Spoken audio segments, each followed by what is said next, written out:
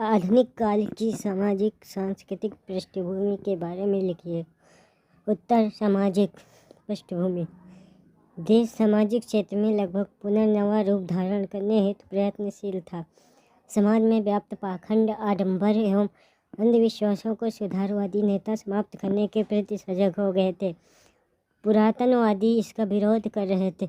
ब्रह्म समाज, आर्य समाज जैसे संस्थाओं का बंगाल, महाराष्ट्र, पंजाब, गुजरात आदि में विरोध किया गया, किंतु पुनर्जागरण की चेतना तीव्रता के सम्मुख छोटे छोटे विरोध धराशायी होते गए। देश ने सामाजिक क्षेत्र में पर्याप्त उन्नति की। हरिजनोद्धार, स्त्री शिक्षा, विधवा विवाह आदि अनेक सामाजिक सुधार हुए। स्त्री शोषण, दहेज प्रथा का विरोध हुआ। जाति प्रथा की कट्टरता में ढिलाई, अंतरजातीय विवाह आदि अनेक सामाजिक सुधार किए गए। शिक्षा का व्यापक प्रसार किया गया। निरक्षरता का साक्षरता में परिवर्तन हुआ। पश्चिमी सभ्यता, उच्च शिक्षा एवं भौतिकतावादी दृष्टिकोण ने समाज में क्रांतिकारी परिवर्तन किए हैं।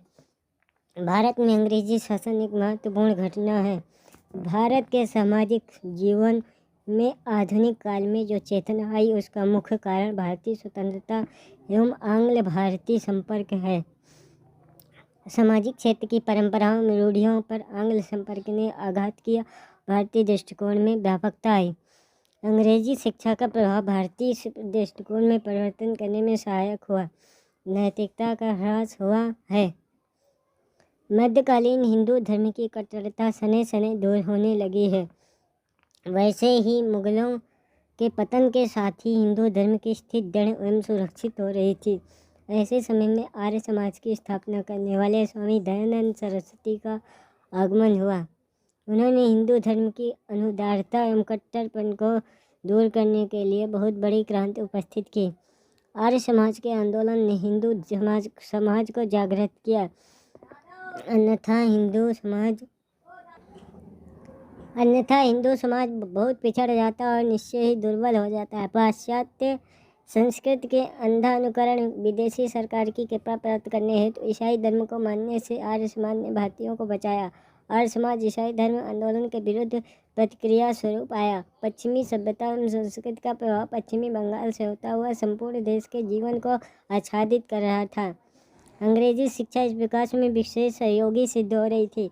प्राचीन वैदिक प्रेरणा लेकर स्वामी दयानंद ने सामाजिक क्षेत्र में अपूर्व क्रांति की। सामाजिक रूढ़ियों का तिरस्कार करने का परिणाम स्वरूप सामाजिक जीवन का मूल्य बदल गया। हिंदी साहित्य के आधुनिक काल के प्रथम उत्थान अर्थात भारतीय युग या पुनर्जागरण काल में सामाजिक द्वंद्व का स्वरूप व्यक्त हुआ। एक और विधवा विवाह के पक्षपाती थे तो दूसरी ओर इसे अनहोनी कहने वाले भी वर्तमान थे। इसी प्रकार एक और जात पात के विरोधी थे तो दूसरी ओर इसे जगत विदित फुलवारी को निर्मूल करने की प्रबल धारणा वाले पक्षपाती भी थे। इन दोनों धाराओं के मध्य एक धारा उन विचारकों की थी जो प्रत्येक कल्याणकारी सामाजिक आंदोलन की प्रशंसा करने से नहीं चूकते थे। तत्कालीन सामाजिक दोषों जैसे धार्मिक विवाद, बाल विवाह, विधवा विवाह, जात पात, अंधविश्वास, समुद्र यात्रा निषेध, स्त्री शिक्षा निषेध, जाति बहिष्कार आदि के प्रति इनकी आंखें खुली रहती थी और वह इन समस्याओं का समाधान प्राप्त करने हेतु प्रयत्नशील रहते थे। आर्य समाज के पक्षपाती विचारकों ने कुछ अति भी की और सभी प्राचीन परंपराओं और रूढ़ियों को पोप लीला के अंतर्गत स्वीकारते हुए उनकी कटु आलोचना की, जिसके शब्दाडंबर में उनकी सामाजिक व्यवस्था का स्वरूप अति धूमिल हो गया। किंतु जब यह विचारक निष्फल वाद विवाद को त्याग कर समाज सुधार एवं देशोद्धार की सक्रिय योजना प्रस्तुत करते हैं तब इनके सदुद्देश्य की प्रशंसा करनी ही पड़ती है। भारतीय युग में सामाजिक क्षेत्र में अत्यधिक परिवर्तन उपस्थित हुआ, जिससे सामाजिक परिस्थिति में अत्यधिक अशांति आई। सन 1900 से 1918 तक हिंदी साहित्य आधुनिक काल के द्वितीय उत्थान अर्थात द्विवेदी युग या जागरण सुधार काल में सामाजिक क्षेत्र की अशांति दूर हो गई और नवीन व्यापक दृष्टिकोण जीवन के नवीन मूल्य के रूप में स्थापित हो गया। यही कारण है कि इस युग में पूर्व युग के वाद विवाद, आलोचना प्रत्यालोचना का प्राय अभाव है। इस युग के विचारकों ने समाज सुधार की आवश्यकता को बहुत महत्व दिया और बड़े शांत चित्त से सामाजिक कुरीतियों के निराकरण के सुझाव प्रस्तुत किए। स्त्री शिक्षा सामान्य हो गई। बाल विधवाओं के प्रति व्यापक सहानुभूति दृष्टिगोचर होती है। बाल विधवाओं के शाप में सामाजिक अधःपतन का कारण खोजना इस सहानुभूतिपूर्ण दृष्टिकोण का परिचायक है। अछूता उद्धार के प्रति सद्व्यवहार, हृदय की विशालता, दहेज की कुप्रथा को दूर करने का प्रयत्न इस युग के समाज सुधारकों में विशेष रूप से दृष्टिगोचर होता है।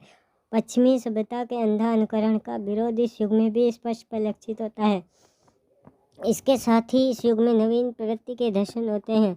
यह प्रवृत्ति मानवतावाद की है। पूंजीवाद की बढ़ोतरी से उत्पन्न वर्ग संघर्ष तथा स्त्री दुर्दशा, दहेज प्रथा से उत्पन्न क्षोभ की परिस्थितियों के प्रति प्रतिक्रिया स्वरूप लोगों को जनवादी विचारों का महत्व ज्ञात हुआ। वास्तव में सामंत शाही के विनाश एवं देशी राजाओं के पतन के कारण सामाजिक व्यवस्था बदल गई। इसके अतिरिक्त राजनीतिक क्षेत्र में मध्य वर्ग का सहयोग अति महत्वपूर्ण प्रतीत होता रहा। इस कारण इस युग के विचारकों में मानवता के प्रति विस्तृत दृष्टिकोण का प्रादुर्भाव हुआ। देश के महान विचारकों ने निर्धन और शोषित समाज के प्रति संवेदना और नारी स्थिति के प्रति करुणा व्यक्त की। उसके आंचल में दूध और आँखों में पानी वाली स्थिति का चित्रण करके सहानुभूति एवं उच्च भावना की अभिव्यक्ति हुई है। हिंदी साहित्य के आधुनिक काल के तृतीय उत्थान अर्थात छायावाद काल सन 1918 से 1936 तक सामाजिक क्षेत्र में और अधिक विकास हुआ। मानवतावादी दृष्टिकोण का महत्व बढ़ा। वस्तुतः राजनीति में मानवतावाद को आधार बनाया गया, इसलिए इसकी मान्यता अधिक बढ़ गई। राजनीतिक स्वतंत्रता आंदोलन सामान्य जन समुदाय को साथ लेकर चला। इस समय तक अंग्रेजी शिक्षा का प्रचार प्रसार बहुत विस्तृत एवं व्यापक हो चुका था। इसलिए महान विचारक व्यापक दृष्टिकोण से सामाजिक अवस्था पर चिंतन मनन करने लगे थे। गांधी जी की संपूर्ण क्रियात्मक योजना सामाजिक उत्थान के लिए अत्यधिक शक्तिशाली सिद्ध हुई। गांधी जी की मानवतावादी भावना ने निम्न स्तर के लोगों की सामाजिक स्थिति में अत्यधिक परिवर्तन किया। उनकी मानवतावादी भावना के कई रूप मिलते हैं। सने सने पश्चिमी संस्कृति के विरोध में और भारतीय संस्कृति के प्रतीक स्वरूप खादी भी उच्च सामाजिक भावनाओं का प्रतीक बन गए। आर्य समाज के आधार पर वैदिक युग का पुनरुत्थान भी इस युग में दृष्टिगोचर होता है। वैदिक उत्थान काल में इसलिए आध्यात्मिक भावना का भी विकास हुआ और मानवता की सेवा और उसके द्वारा ईश्वर प्राप्ति की भावना पर जोर दिया गया। इसीलिए औद्योगिकता का विरोध किया गया। यंत्र में वे मानव शोषण की झलक पाते हैं। किसानों की दीनता का उनके जीवन पर अति व्यापक प्रभाव पड़ा था तथा इस महान शाप का निराकरण करने हेतु वे कृषक वर्ग की जागृत के महान समर्थक थे। जाति पात तथा अछूतों के प्रति अत्याचार से उनका हृदय चूर चूर हो रहा था तथा इन सब में अछूतों को भगवान के मंदिरों से दूर करने की प्रवृत्ति उन्हें घोर नास्तिकता मूढ़ता की प्रतीत कराती थी। इसलिए उन्होंने आध्यात्मिकता के महत्व का प्रतिपादन किया है। इस युग के दूसरे महान विचारक, समाज सुधारक एवं मानवतावाद के समर्थक विश्व कवि रविन्द्रनाथ टैगोर हुए। इनकी कविता में मानवतावाद की अति व्यापक रूप में व्यक्त हुआ है। मानवतावाद अति व्यापक रूप में व्यक्त हुआ है, जिसने उन्हें विश्व कवि का स्थान दिलाया। उनकी मानवतावाद के प्रमुख रूप संस्कृत, आध्यात्मिक अंतर्राष्ट्रीयता, मानव दुख निवारण तथा जाति पात का भेद मिटाने की तत्परता आदि हैं। ब्रह्म समाज को स्थिरता प्रदान करने में उन्होंने अत्यधिक सहयोग दिया। उस पर पश्चिम के मानवतावाद के आदर्श का व्यापक प्रभाव था। उन पर पश्चिम के मानवतावाद के आदर्श का व्यापक प्रभाव था और उन्होंने मानव को समग्र मानव समाज के रूप में देखा। ब्रह्म समाज के द्वारा उन्होंने बंगाल के रूढ़िग्रस्त सामाजिक संगठन में स्वच्छता का संचार किया और सामाजिक व्यवस्था को नवयुग की चेतना से उचित रूप से आत्मसात करने योग्य बनाया। रविन्द्रनाथ टैगोर पर विवेकानंद का गहरा प्रभाव था। उनकी मानवता की उपासना में विवेकानंद के दर्शन का प्रभाव स्पष्ट परिलक्षित होता है। उन्होंने दुख को मानवता की एक सूत्रता के मूल मंत्र के रूप में स्वीकारते हुए उसे साधनात्मक रूप दिया। उनके हृदय की करुण भावनाएं सामाजिक जागृति को दृष्टिगत रखते हुए व्यक्त हुई हैं। मानवता का विकास इन सब का एकमात्र लक्ष्य है। आधार विश्व शांति है, जिसे अंतर्राष्ट्रीयता की भावना के विकसित होने पर भी ही प्राप्त किया जा सकता है। योगीराज अरविंद इस युग की विचारधारा को प्रभावित करने वाले तीसरे महान व्यक्ति हैं। श्री अरविंद मानव जाति के विकास के लिए ही योग साधना या विचार साधना करने में तत्पर थे। उनका जीवन मानव सेवा में समर्पित था। उनके मानवतावाद में अध्यात्मवाद की उच्च अनुभूति का सम्मिश्रण था और उनका साधनात्मक जीवन और इच्छा शक्ति की दृढ़ता मानव को पूर्ण मानव बनाने में संलग्न थी। इस युग में सामाजिक व्यवस्था हेतु अति ठोस परिवर्तन हो रहे थे तथा उनका प्रभाव समाज के साथ साथ साहित्य पर भी पड़ रहा था। उपयुक्त सामाजिक अवस्था में और भारतीय युग या द्विवेदी युग की सामाजिक अवस्था में पर्याप्त अंतर है। भारतीय युग में नवयुग की चेतना का विकास हुआ और सामाजिक अवस्था में परिवर्तन की पुकार से अत्यधिक अशांति का वातावरण उपस्थित हो गया। द्विवेदी युग में यह अशांति शांति में बदल गई। समाज सुधार सामाजिक कुरीतियों और रूढ़ियों का खंडन करने के साथ साथ सामाजिक समस्याओं का समाधान प्राप्त करने हेतु ठोस विचार एवं सुझाव प्रस्तुत करने लगे। सने सने मानवतावादी भावनाओं का विकास हो रहा था, किंतु हिंदी साहित्य के आधुनिक काल के तृतीय उत्थान अर्थात छायावाद में सामाजिक अवस्था का मुख्य रूप मानवतावादी भावनाओं में केंद्रित हो गया और सामाजिक कुरीतियों के निवारण हेतु कुछ ठोस रूप दृष्टिगोचर हुए। जैसे सन 1929 में शारदा एक्ट द्वारा बाल विवाह का निषेध हुआ। सन 1935 में गवर्नमेंट ऑफ इंडिया एक्ट द्वारा अछूतों को मताधिकार भी प्राप्त हुआ। इसके अतिरिक्त विधवा विवाह आदि के संबंध में भी कानून पारित किए गए। नर नारी की समानता, एक विवाह, विधवा विवाह आदि की भावना का विकास पश्चिमी विचारधारा का प्रभाव है। जनसंख्या निरोध के लिए हम दो हमारे दो से हम दो हमारे एक, लड़का लड़की एक समान, गर्भपात अवैध एवं लिंग पता लगाना दंडनीय अपराध घोषित हुए। बेकारी की समस्या दिन पर दिन गहन होती गई। आंतरिक परिस्थितियों के अतिरिक्त अंतर्राष्ट्रीय परिस्थितियों का प्रभाव स्वाभाविक रूप से समाज पर पड़ने लगा। द्वितीय महायुद्ध की भयंकरता ने जीवन को अति कटु बना दिया। गहरी निराशा की भावना ने सामाजिक जनजीवन को आच्छादित कर दिया। सन 1938 से 1946 तक का काल भयानक हलचल का समय था। सन 1946 से आज तक का समय स्वतंत्रोत्तर काल है। इसमें सामाजिक सुधार हुआ। इस काल की सामाजिक अवस्था के विषय में संक्षेप में कह सकते हैं कि जाति पात के भेदभाव की भावना का कानून द्वारा निवारण किया गया। स्त्रियों की सामाजिक स्थिति में सुधार किया गया। भारतीय समाज में उन्हें स्थान दिया गया। पंचायत चुनाव में आरक्षण प्राप्त हुआ। जमींदारी प्रथा का उन्मूलन कर कृषक वर्ग को शोषण से मुक्ति दिलाई गई। श्रमिक की अवस्था में सुधार तथा उनके जीवन की सुरक्षा को महत्व प्रदान किया गया। उद्योग में भागीदारी तथा सामूहिक बीमा की सुविधा प्रदान की गई। अंतर्राष्ट्रीयता की भावना को प्रमुखता तथा विश्व बंधुत्व की स्थापना, विश्व शांति का प्रयास हुआ। नागरिक अधिकारों में सुधार किया। दोहरी नागरिकता की सुविधा मिली। समाजवादी शासन की स्थापना का प्रयत्न किया गया। पंचवर्षीय योजनाओं के द्वारा देश निर्माण आदि की सामाजिक अवस्थाएं अस्तित्व में आई। अब सांस्कृतिक।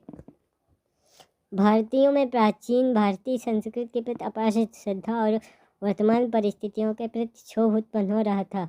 भारत के इतिहास में वास्तव में यह वह परिवर्तन काल है जहाँ से मध्यकालीन बौद्ध का प्रभाव घटने लगा और उसके स्थान पर आधुनिक चिंतन एवं वैचारिक प्रधानता आई। इस परिवर्तन में पारलौकिक दृष्टिकोण के स्थान पर आधुनिक इहलौकिक दृष्टिकोण को महत्व प्रदान किया गया, जिसके परिणामस्वरूप ईश्वर ने अपना परलोक त्याग कर इहलोक में सामान्य मानव का विकास किया। इसी दृष्टिकोण से स्वर्गीय राष्ट्रकवि मैथिली शरण गुप्त ने लिखा है, मैं